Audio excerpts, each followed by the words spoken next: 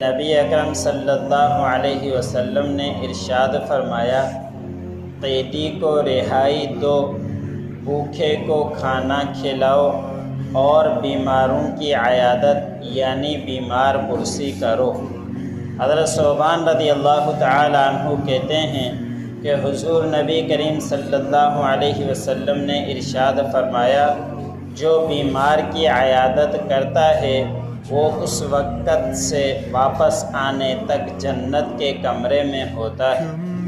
حضرت علی رضی اللہ تعالی عنہ بیان کرتے ہیں کہ میں نے نبی کریم صلی اللہ علیہ وسلم کو فرماتے ہوئے سنا، جب کوئی مسلمان کسی مسلمان کی صبح کے وقت عیادت کرتا ہے تو 70,000 فرشتے شام تک اس کے لیے دعائے مغفرت کرتے رہتے ہیں۔ اگر شام کو عیادت کرے تو 70,000 فرشتے صبح تک اس کے لیے دعا کرتے رہتے ہیں، اور اس عیادت کرنے والے کے لیے جنت میں ایک باغ ہوگا۔ اللہ عمل کرنے کی توفیق۔